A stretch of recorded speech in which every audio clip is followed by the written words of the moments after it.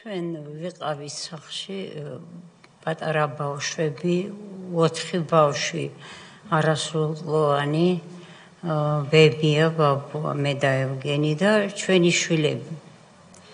გვეცინა ნორმალურად ვიყავით ოჯახში, იმ დროზე ჯერ გათენებულიც აღარ იყო კარგად.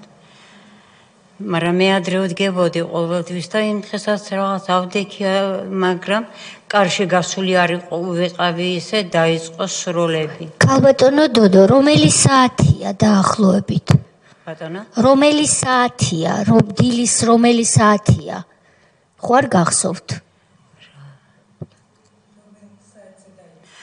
რომელ საათზე დაიწყო და 7 იყო. დილის 7 საათია. ყველას ძინავს ოჯახში ამ დროს თქვენს გარდა. იმ დროს. რამდენი შვილი ყავდათ ამ დროს მძინარე ოჯახში? შვილის 2 იქ იყო. მე პირველ სახლში ერთი თავის ცოლ-შვილთან მეორე სახლში. ეს სახლები ერთმანეთის მეზობლად დგას? დიახ, ერთ ეზოში.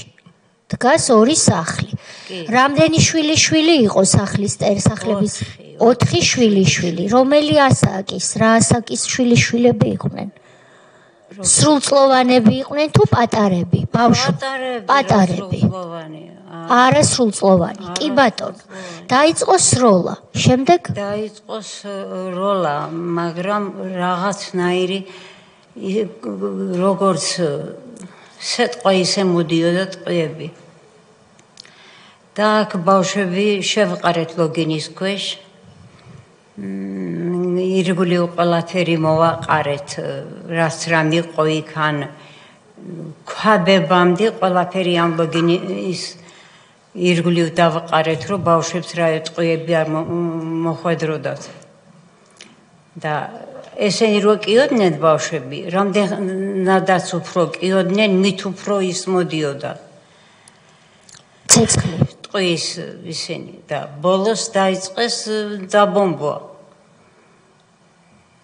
იმ სახლის, სადაც ბავშვები იყო, მაგრამ ის ქელი კედლები არ იმასქნეს ისე რა და შიგნით ლოგინებთან უკვე ტყვიები მოდიოდა მარტო და ის სადაც ბავშვები იწვნენ, იმ ლოგინის ლეიბი დაცხრილული იყო.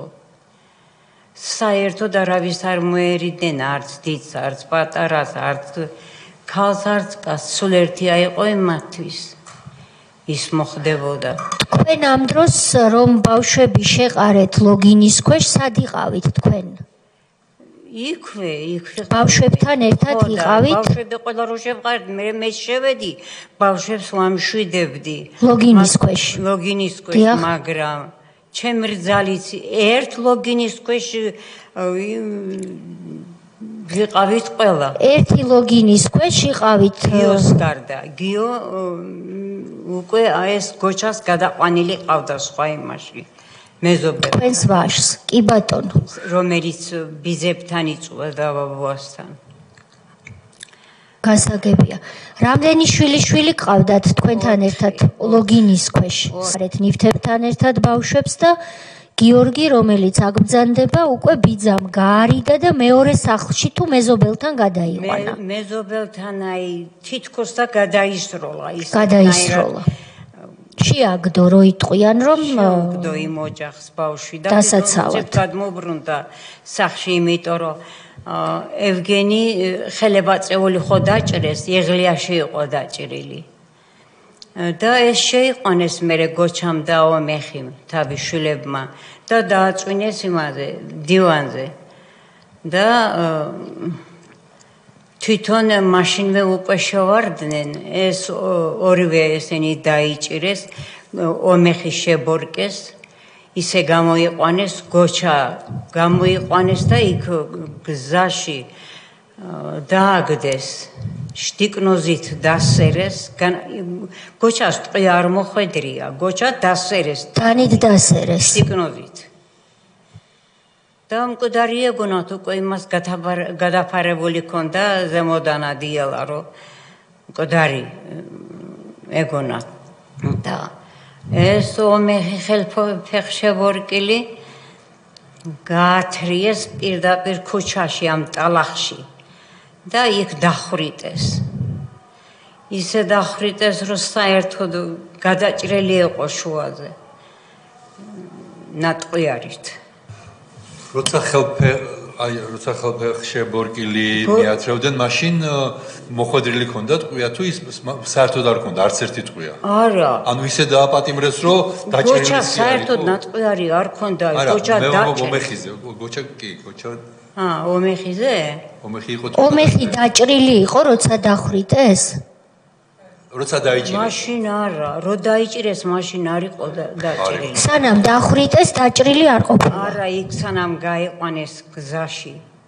არ იყო დაჭრილი. არა, მაშინ ხო ძალიან დიდი ტალახები და ის იყო გაზაფხულზე იყო და იქ დააგდეს იმაში და იქ დაუწყეს სროლა, იქ მოკლეს გზაში და მე ეს ბეჭედს რო ვერ აძრობდნენ, წააჭრეს თითი. ცხედარს და მე ამას ყელსაბამს რომ ვერ უხსნიდნენ, კერძზე ფეხი დააბიჯეს, ისე ამოგლიჯეს და ამას ყველაფერს უყურებდნენ პატარა ბავშვები. გასაგებია. და წარმოიდგინეთ რამ ხელა ის აქვთ ამ ბავშვებს გადატანა.